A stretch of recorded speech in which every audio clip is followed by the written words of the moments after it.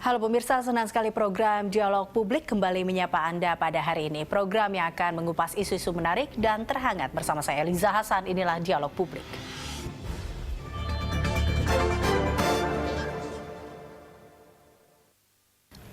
Pemerintah telah menerbitkan peraturan pemerintah pengganti undang-undang atau Perpu nomor 2 tahun 2017 tentang perubahan atas Undang-Undang nomor 17 tahun 2013 tentang organisasi masyarakat.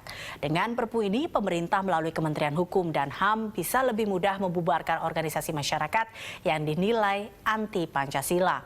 Untuk membahasnya lebih dalam dan lebih luas lagi, sudah ada bersama kami Ketua Setara Institute, Bapak Hendardi. Selamat malam Pak Hendardi, terima kasih telah hadir bersama kami. Pak Hendardi, ini kalau kita lihat terkait dengan perubahan dari Perpu nomor 17 tahun 2013, kemudian menjadi Perpu nomor 2 tahun 2017 kali ini. Ini menurut Anda kabar baik atau kabar buruk? Ya, ini dari undang-undang ya, Undang-Undang 17 tahun 2013 ke Perpu, ya Perpu nomor 2 tahun 2017. Perpu ini sebetulnya membawa kabar baik dan juga membawa kabar buruk. Kabar baiknya, organisasi intoleran itu yang selama ini menyebarkan permusuhan itu bisa saja dibubarkan dengan Perpu ini. Ya, kabar buruknya adalah bahwa Perpu selalu membawa potensi kesewenang-wenangan dalam pembubaran itu, ya. Karena itu kita semua tentu saja harus ikut mengawasi agar pelaksanaan Perpu itu akuntabel. Itu. Nah, Perpu itu memang kemudian berlaku sejak diundangkan. Jadi sejak hari ini diundangkan atau 2 hari lalu malah ya, diundangkan itu sudah berlaku, lalu nanti akan disetujui menjadi undang-undang oleh DPR. Ya, jika disetujui maka Perpu menjadi undang-undang. Tapi jika ditolak, maka DPR akan materi Perpu itu ditolak oleh DPR, maka materi Perpu itu batal dan pemerintah akan mengajukan undang-undang pencabutan Perpu. Ya. Nah, tapi dalam prakteknya jarang sekali ditolak. Ya, karena biasanya sebelum membentuk Perpu secara politik ini sudah ada semacam konsensus ya antara yang dibangun antara partai-partai politik ya, karena penolakan Perpu juga akan punya akibat atau membawa implikasi hubungan antara presiden dengan DPR tentu saja gitu ya, dan DPR kemudian akan membahas Perpu ini pada sidang berikutnya. Jadi artinya dalam waktu lebih kurang maksimal 4 bulan itu sudah akan dibahas terkait dengan hal ini. Dengan Perpu, nah, Anda melihat kalau dari apa yang ada saat ini terkait dengan ormas-ormas yang muncul, dan Anda melihat memang seberapa urgensinya kah Perpu nomor 2 tahun 2017 ini? Ya, begini, sebetulnya kan kalau soal seberapa mengkhawatirkan begitu ya sehingga harus dikeluarkan Perpu, saya kira begini, menyangkut keabsahan dikeluarkannya Perpu ini, pemerintah dengan aparat keamanan dan intelijen adalah pihak yang paling memiliki otoritas untuk mendefinisikan ancaman keberbahayaan ya dari suatu organisasi masyarakat berdasarkan bukti-bukti yang mereka miliki, tentu saja bukan saya gitu ya, walaupun bisa juga bukti-bukti adalah keresahan-keresahan di masyarakat selama ini. Ya, nah sepanjang bukti-bukti itu tersedia, maka ancaman keberbahayaan tersebut adalah yang paling valid menjadi landasan dikeluarkannya Perpu. Ya. Dan karena ketentuan yang ada dalam Undang-Undang Nomor 17 2013 ini dianggap tidak mampu menjangkau keberbahayaan itu. Nah, problemnya begini, bahwa ada yang mengatakan bahwa apakah itu sudah memasuki kegentingan memaksa. Nah, problem kegentingan, definisi dari atau tafsir dari kegentingan memaksa sebetulnya sudah diperluas oleh keputusan Mahkamah Konstitusi nomor 198 tahun 2009 ya, yang menjadi dasar dari penerbitan Perpu ini juga. Yang pertama itu bahwa apa yang dianggap sebagai kegentingan memaksa itu keadaan kebutuhan mendesak untuk menyelesaikan adanya keadaan kebutuhan mendesak untuk menyelesaikan masalah hukum secara cepat. Yang kedua, belum ada undang-undang atau kekosongan hukum atau ada undang-undang yang tidak memadai. Ya, ini juga masuk sebagai dasar. Nah, kekosongan hukum ketiga adalah kekosongan hukum tidak bisa diatasi dengan pembentukan undang-undang karena lama gitu ya. Jadi ini dasar dari pembentukan dari Perpu ini sendiri ya. Jadi kalau ada yang mengatakan bahwa nggak ada kegentingan memaksa itu sudah ditafsirkan oleh Mahkamah Konstitusi di dalam putusannya nomor 138 tahun 2009. Nah, kalau Anda sendiri melihat seberapa besar sebenarnya ormas-ormas yang saat ini bermunculan ataupun sebut saja ormas-ormas anti Pancasila yang kemudian hadir ini mengganggu keutuhan NKRI sebenarnya, Pak Hendardi? Ya, kalau dalam hemat saya orang yang juga pertama-tama saya kira menyambut pernyataan dari Menko Polhukam ketika Menko Polhukam menginginkan untuk membubarkan satu ormas tertentu ya. Karena ini dianggap telah merisaukan atau dianggap anti Pancasila ya. Ya sekalipun bahwa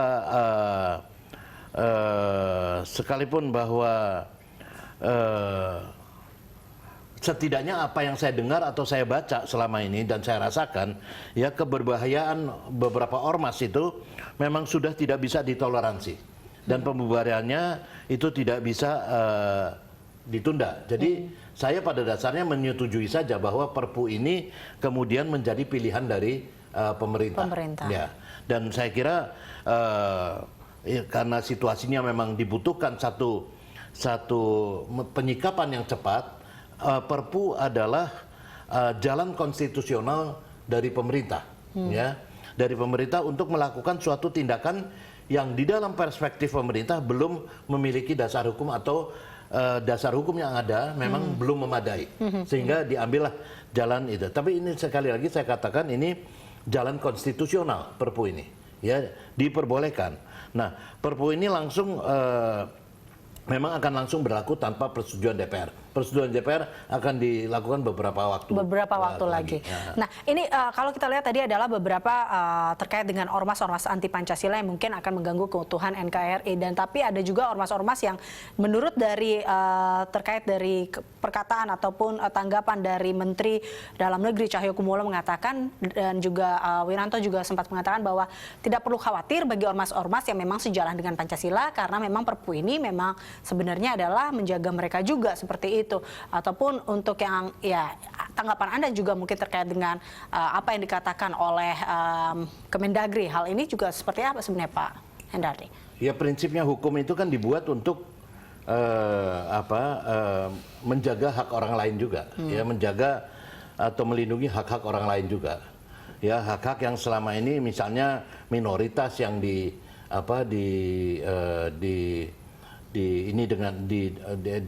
dipojokkan oleh mayoritas dan sebagainya. Hukum itu punya fungsi semacam itu. Jadi saya kira tidak ada masalah. Kalau ada masalah soal undang-undang ormas ini sejak dulu sudah berlaku sejak 2013 ya. Bisa saja pemerintah mengambil suatu tindakan-tindakan ya dengan undang-undang ormas itu sekalipun itu makan waktu yang lama. Tetapi itu tidak diambil, saya kira misalnya. Ya, ini diambil karena perkembangan situasi politik, saya kira yang kemudian pemerintah mengambil jalan konstitusional dengan penerbitan Perpu ini. Oke, baik Pak Hendardi, kita akan lanjutkan perbincangan ini usai jeda. Pemirsa, kami akan kembali sesaat lagi.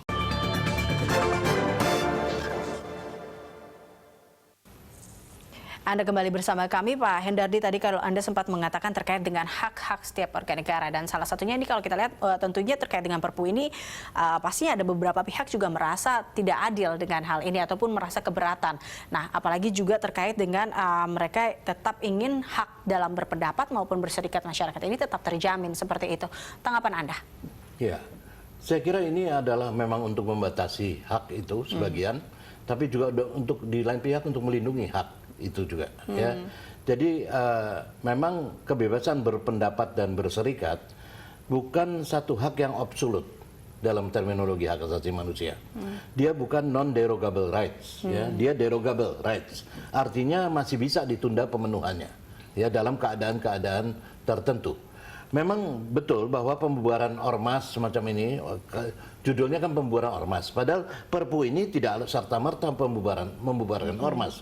Harus ada mekanisme hukum lain, ya, tambahan untuk membubarkan ormas itu. Misalnya nanti mungkin dengan SK Menteri Hukum dan HAM atau semacam apa, saya tidak tahu dari ini ya. Tapi ada kelanjutan dari Perpu ini, ya.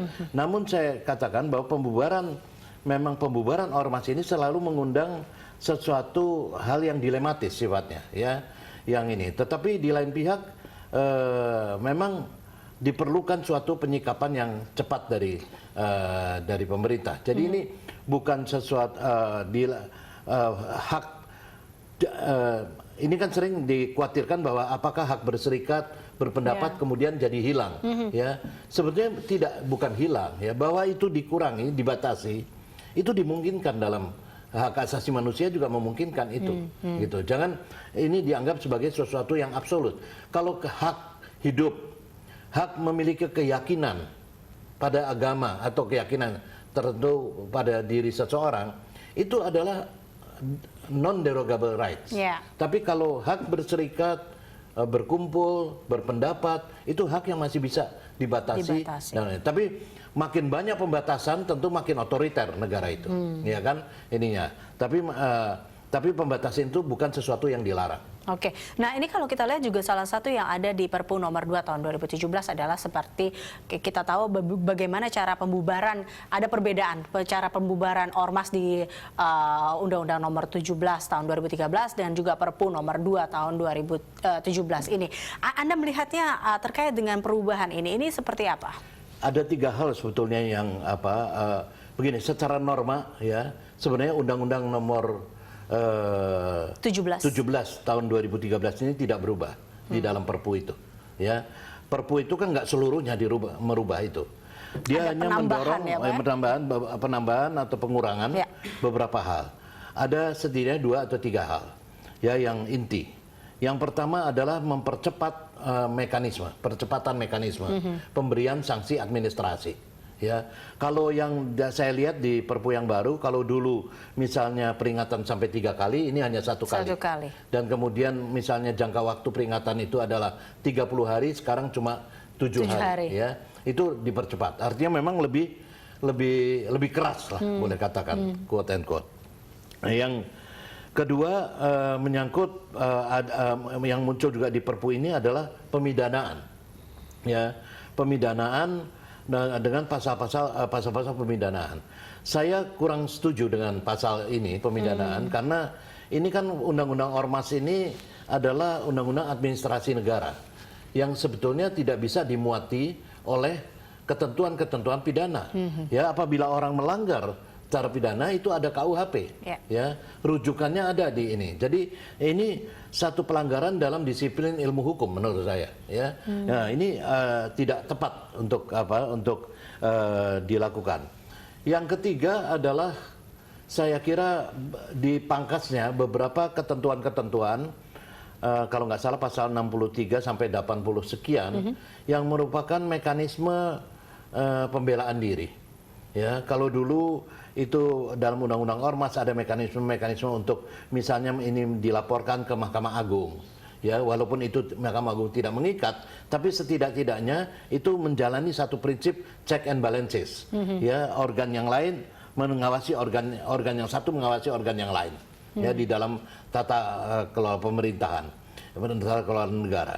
Nah, sebaliknya juga misalnya pemidanaan itu sebetulnya itu saya katakan tadi tidak perlu ini hukum masuk di dalam ranah hukum administrasi negara, ya. Jadi tidak pas kalau kemudian itu ditempatkan sanksi-sanksi pemidanaan. Seperti itu. Oke, baik Pak Hendari, kita masih akan ada satu segmen lebih lanjut lagi, Pak. Kami akan kembali pemirsa sesaat lagi.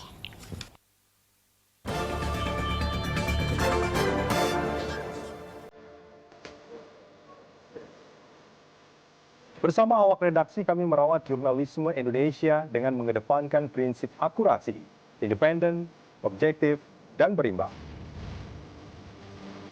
Saya Rudian Danu, saksikan Berita 1 News Channel dalam format Full HD di channel 1 First Media dan Big TV, live streaming di berita1.tv atau download aplikasi Berita 1 di Android dan iOS.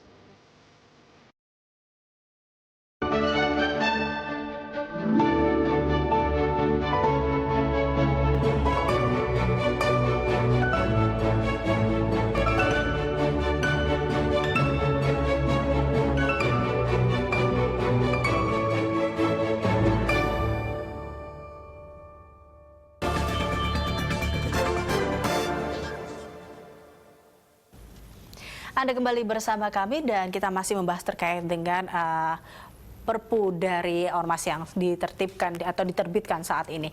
Nah, Pak Hendardi, ini kalau kita lihat kan sekarang ada salah satu ormas yang sudah mulai direncanakan untuk dihilangkan seperti itu.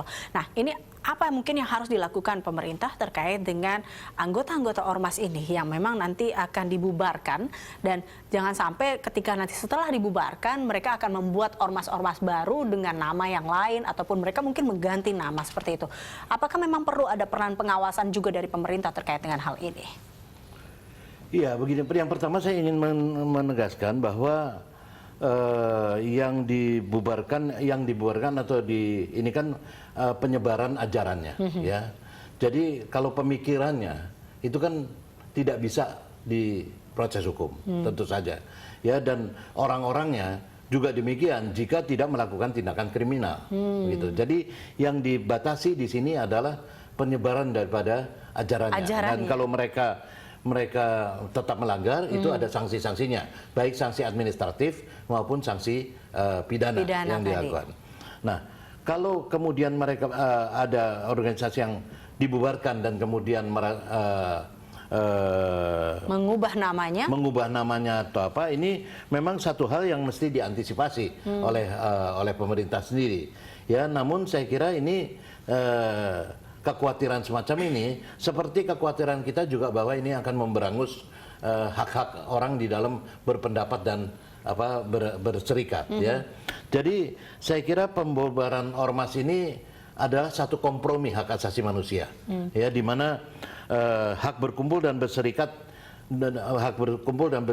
dengan kepentingan nasional yang lebih luas, sehingga ormas yang mengancam NKRI ini menjadi justified untuk dibubarkan. Artinya, tetapi dengan cara-cara yang dibenarkan oleh hak asasi manusia. Nah, dalam konteks ini kalau misalnya tapi diharapkan bahwa dengan Perpu ini sebetulnya dan kemudian dilanjutkan dengan pembubaran ormas-ormas tertentu, itu memiliki efek jerak baik buat ormas itu sendiri, ya, kalau membentuk ormas baru lagi, atau bagi ormas-ormas lain tentu saja, ya, untuk tidak berada di luar kerangka falsafah dan ideologi negara, ya, Pancasila, konstitusi, ya, NKRI, dan mereka keluar dari situ dan mencoba-coba dengan ideologi lain masuk di dalam kita bernegara. Nah, itu dia, itu yang karena ditakutkan adalah mereka mengubah namanya, namun ideologi yang sebelumnya mereka tetapkan ini masih akan dibangun lagi di nama yang barunya. Itu yang bisa saja itu yang dibaca, saya kira itu yang dibaca oleh pemerintah sehingga ya kemudian dibentuk Perpu ini. Ya, ormas semacam HTI, saya kira dia hanya berbadan hukum, ya, berbadan hukum, tetapi tidak terdaftar misalnya, ya, semacam itu. Jadi nggak selalu organisasi-organisasi ini memang terdaftar dan mengakui ideologi Pancasila, ya. Tapi kemudian mereka berkamuflase dengan itu, ya. Nah, saya kira justru gejala-gejala ini, fenomena ini yang dibaca oleh pemerintah dan aparat keamanan dan menjadi dasar bagi terbitnya Perpu ini. Ya. Oke, baik Pak Hendardi. Jadi sebaiknya menurut Anda apa yang harus dilakukan oleh pemerintah ke depannya terkait dengan hal ini? Saya kira dalam kaitannya dengan Perpu, ya. Saya kira Perpu bisa tetap dilanjutkan, ya, dengan menghilangkan ketentuan pidana kalau menurut saya yang ada di dalam Perpu itu, tapi dapat dipidana dengan peraturan perundang-undangan sebagaimana dalam KUHP, ya. Artinya kejahatannya jelas gitu, ya, seperti makar dan lain-lain. Bukan kejahatan misalnya karena dia menjadi menjadi anggota satu ormas tertentu. Itu tidak tepat, ya. Kemudian selain itu, yang saya kurang puas dengan Perpu ini sebetulnya Perpu bisa dilanjutkan dengan catatan bahwa pembubaran itu mesti menyediakan mekanisme keberatan atau sedikitnya meminta pendapat MA, Mahkamah Agung, meskipun itu tidak mengikat, sehingga mengesankan adanya proses yang objektif gitu, ya. Nah, ini kan agak kurang di dalam soal itu, ya, saya kira. Tapi secara umum saya ingin menjelaskan bahwa karena Perpu ini memang alat dari pemerintah, ya, alat konstitusional dari pemerintah untuk mempercepat, ya, satu jalan panjang yang berliku, yang kalau kita lewati lewat undang-undang ormas itu sah-sah saja gitu diberlakukan. Oke. Gitu. Baik, dan nantinya harus diingat bahwa ini bukan langsung secara serta-merta undang-undang ormas, Perpu ormas ini keluar kemudian organisasi dibubarkan gitu, ya. Tapi ada ketentuan hukum lain, produk hukum lain nanti, apakah SK Menteri atau SK saya nggak tahu apa, nanti untuk membubarkan itu, gitu, ya. Dan mereka kemudian mekanisme lain, kalau tidak disediakan mekanisme pembelaan diri, itu ya biasanya akan menggunakan judicial review. Jadi paling tidak akan terlihat lebih objektif seperti itu dan terlihat lebih adil. Jika ada mekanisme pembelaan diri, menurut saya. Oke, ya, pada undang-undang ormas cukup mengadopsi itu. Baik. Yang lalu seperti itu. Ya. Baik, terima kasih Pak Endardi telah bergabung bersama kami dalam Dialog Publik, dan pemirsa, sampai di sini kebersamaan kita dalam Dialog Publik. Anda bisa mengirimkan informasi dan saran ke email kami di redaksi@berita1.tv atau follow kami via Twitter, Facebook, YouTube, dan Instagram. Saya Eliza Hasan. Sampai jumpa.